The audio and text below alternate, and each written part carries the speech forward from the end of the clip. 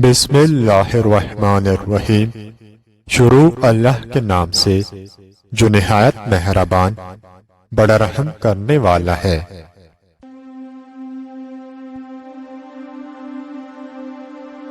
حسینہ عرب ابن قتیبہ ایک مشہور سونی مورخ ہیں۔ انہوں نے اس واقعہ کو نقل کیا ہے۔ یزید بن معاویہ انتہائی بدصورت شخص تھا۔ اس کا چہرہ اس کے دل کی طرح سیاہ تھا۔ وہ اونچی آواز میں گاتا تھا اور گانے والوں کو اپنے گرد جمع رکھتا تھا۔ وہ اعمال فجور اور افعال شہوانی میں بے دریغ خرچ کیا کرتا تھا۔ اس کے خوشامدی ساتھی جب اسے خوش کرنا چاہتے تو وہ عورتوں کے حسن و جمال کی داستانیں بیان کرنا شروع کر دیتے۔ وہ اس طرح کی باتیں کرتے تھے کہ فلان شخص کی بیٹی بڑی حسین ہے، فلان کے گھر میں قتال عالم عورت رہتی ہے، وغیرہ وغیرہ۔ یزید کے خوشامدیوں نے ایک بار اس کے سامنے قبیلہ قریش کے عبداللہ بن سلام کی بیوی ارینہ بنت اسحاق کے حسن و جمال کا تذکرہ کرتے ہوئے کہا کہ حجاز میں اس سے زیادہ خوبصورت عورت نہیں، کہ یزید کو یہ کہنا پڑا کہ میں اس سے دیکھے بغیر اس پر فریفتہ ہو چکا ہوں، چنانچہ تم پر یہ لازم ہے کہ کسی بھی طرح تم اسے میرے پاس لاؤ۔ یزید کے ذہن پر ارینہ بنت اسحاق کے حسن کا نشہ چھا گیا، چنانچہ وہ اپنے باپ معاویہ بن ابی سفیان کے پاس گیا اور اس سے کہا کہ اس عورت کو یہاں لایا جائے ورنہ میں غم میں مر جاؤں گا۔ معاویہ نے ایک ہیلا تراشا۔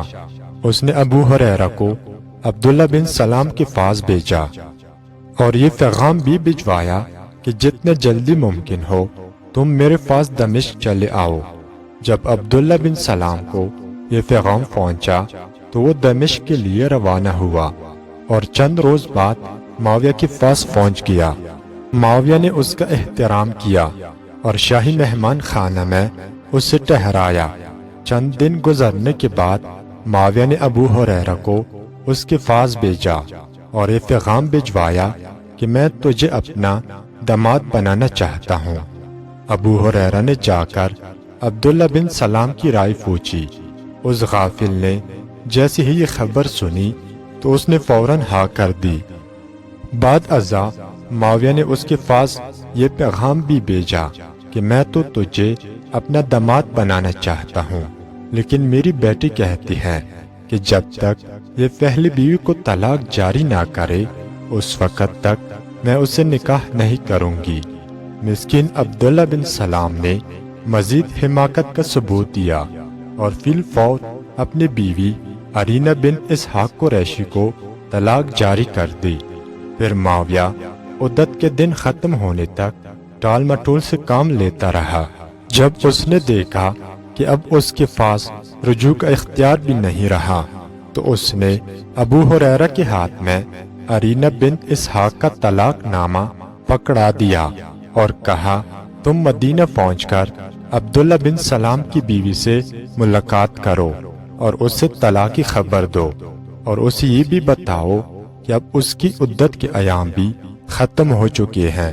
اس کے بعد اسے یزید سے نکاح کا پیغام دو۔ ابو ہریرہ شام سے روانہ ہوا اور مدینہ پہنچا اور اتفاق سے اس کی ملاقات امام حسین علیہ السلام سے ہوئی۔ آپ علیہ السلام نے اسے اس کے آنے کا مقصد پوچھا۔ اس نے ساری داستان سنا دی اور کہا کہ اب میں اسے یزید کی خواستگاری کا پیغام دوں گا۔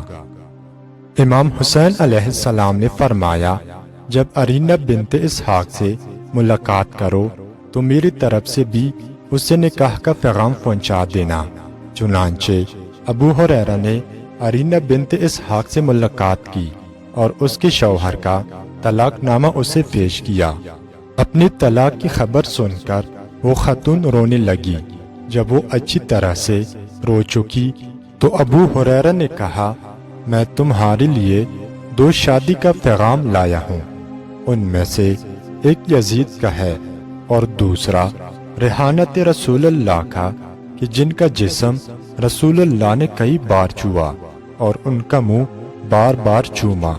ارینہ بنت اسحاق نے کہا میرے لیے مجدہ ہے کہ میں امام حسین علیہ السلام کا انتخاب کرتے ہوں۔ امام حسین علیہ السلام نے اسے عقد کر کے اسے حق کی مہر دیا اور اپنے گھر میں لے آئے۔ جب یہ خبر یزید بن معاویہ نے سنی کہ ارینہ بنت اسحاق حسین علیہ السلام کے گھر میں ہے تو اللہ ہی جانتا ہے کہ اس پر کیا گزری۔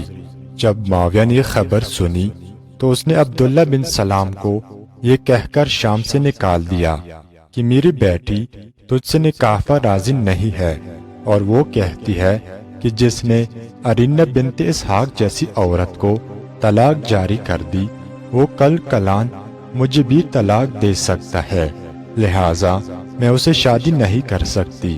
عبداللہ بن سلام دونوں جہان لٹوا کر مدینہ آیا۔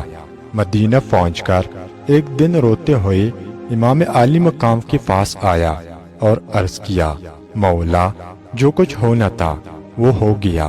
جب میں مدینہ سے چلا تھا تو اپنی بیوی کے پاس بہت سامان رکھ کر گیا تھا، آپ مہربانی فرما کر اس سے یہ بات دریافت کرے کہ اس نے میرا مال کہاں رکھا ہے۔ امام عالی مقام نے اپنی موجودہ اور اس کی سابقہ بیوی سے اس کے مال کے متعلق سوال کیا تو اس نے کہا اس کا مال میرے پاس موجود ہے اور میں اسے واپس کرنا چاہتی ہوں۔ امام عالی مقام نے فرمایا نہیں، اتنے جلد بازی کی ضرورت نہیں ہے۔ امام عالی مقام نے اس کے سابقہ شوہر سے فرمایا مجھے تیری بیوی کو بچانا تھا، اس لیے میں نے اس سے پیغام نکاح بھجوایا تھا۔ وہ اگرچہ میری منکوحہ ہے لیکن میں نے آج تک اسے مس نہیں کیا، میں اب اسے طلاق جاری کرتا ہوں، اس کے بعد تم اسے تجدید نکاح کر لو۔ امام علیہ السلام نے اسے طلاق جاری کر دی اور یوں دونوں بچھڑے ہوئے ساتھی ایک دوسرے سے دوبارہ ملنے میں کامیاب ہو گئے۔ ارینب نے آپ کو حق مہر واپس کرنا چاہا لیکن آپ نے یہ کہہ کر انکار کر دیا ہم اہل بیت جب کسی کو کچھ دے دیں تو اسے واپس نہیں لیا کرتے۔